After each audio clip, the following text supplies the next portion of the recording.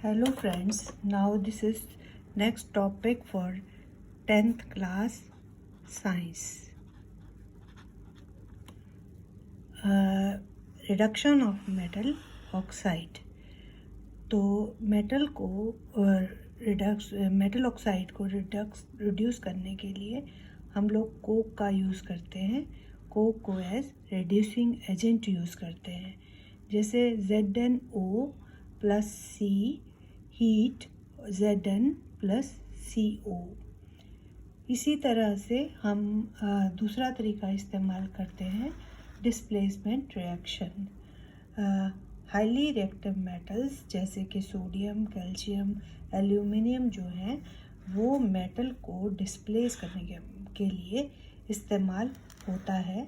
वो मेटल जो कि लोअर रिएक्टिविटी वाला होता है, जिसकी रिएक्टिविटी कम है दूसरे उस कंपाउंड में, जैसे कि MnO2 plus 4Cl heat 3Mn manganese plus 2 aluminium oxide plus heat.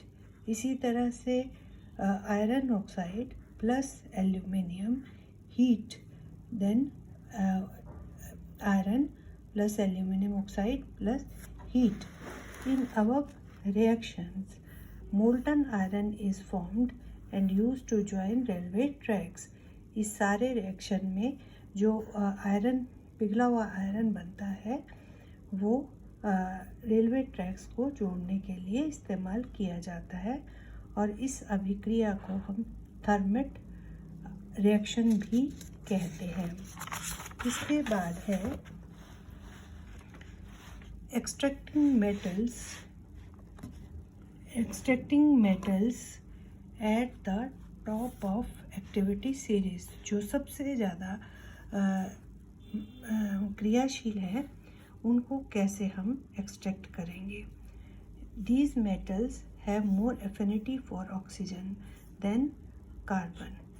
तो इन मेटल्स की एफिनिटी मतलब लगाव ज़्यादा ऑक्सीजन से होता है कार्बन के अलावा, और आमतौर पे इलेक्ट्रोलिटिक रिडक्शन द्वारा प्राप्त किए जाते हैं। सोडियम जो है इलेक्ट्रोसिस मोल्टन क्लोराइड का इलेक्ट्रोसिस करके प्राप्त किया जाता है, जबकि सोडियम क्लोराइड जो है उसका इलेक्ट्रोसिस करते हैं तो उसमें सोडियम बनता है Na+Cl-। As electricity is passed through the solution, metal gets deposited at cathode and non-metal at anode। जब बिजली हम गुजारते हैं इस सोल्यूशन में से, मतलब सोडियम क्लोराइड में से, तो मेटल जो है वो, या सोडियम जो है वो कैथोड पे जमा हो जाता है, और नॉन मेटल जो है क्लोरीन जो है वो एनोड पे जमा हो जाता है। इसके बाद है जैसे कि यह है कैथोड पे sodium plus E minus Na, और एनोड पे Cl minus Cl2 plus 2E। Refining of metal. इसके बाद हम इन मेटल्स को रिफाइन कैसे करते हैं। Impurities present in obtained metal can be removed by electrolytic refining. जो भी अशुद्धियाँ इस आयरन में प्राप्त होती है, इस मेटल में प्राप्त होती है, वो इलेक्ट्रोलिटिक रिफाइनिंग द्वारा साफ कर दी जाती हैं या निकाल दी जाती हैं। Copper is obtained using this method following are present inside the electrolytic tank. तो कॉपर जो है इसी तरीके से निकाला जाता है इलेक्ट्रोलिटिक टैंक के अंदर, जैसे कि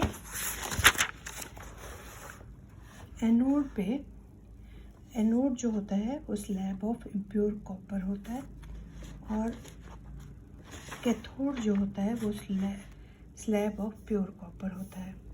सॉल्यूशन जो है aqueous solution of copper sulphate with some dilute sulphuric acid.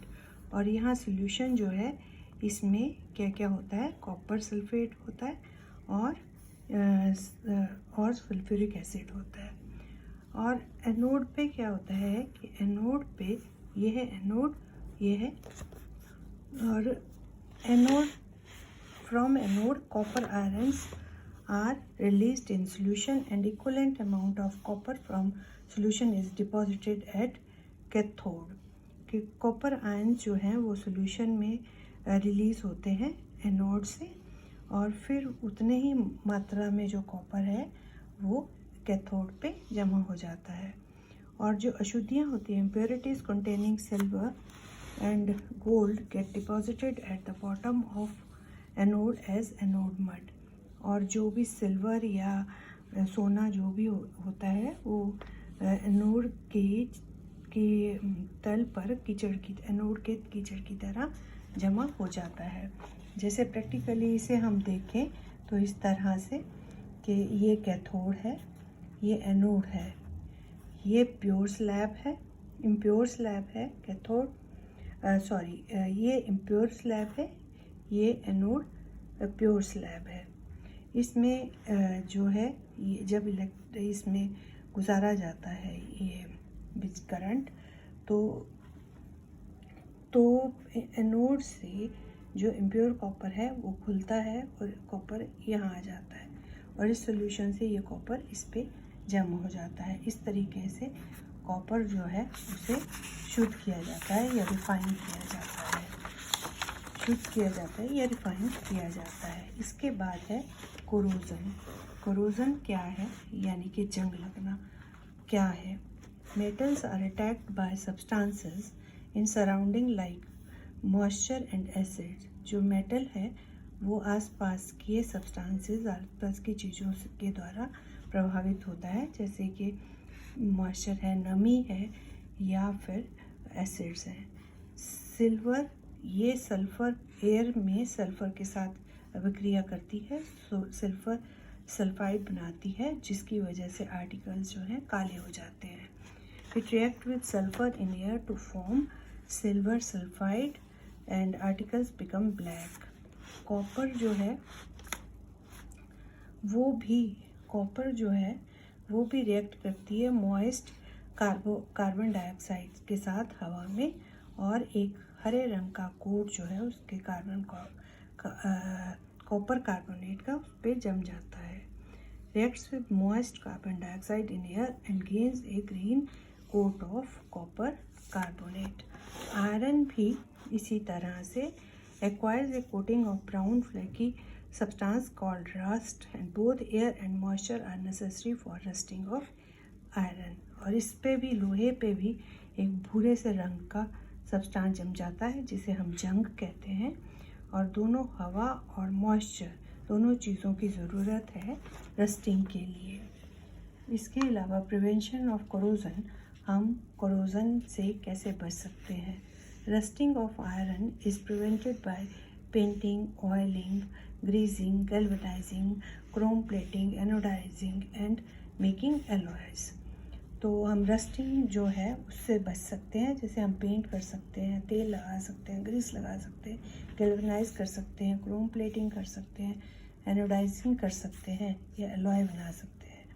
और इन galvanisation iron or steel is coated with layer of zinc because zinc is preferably less oxidized than iron।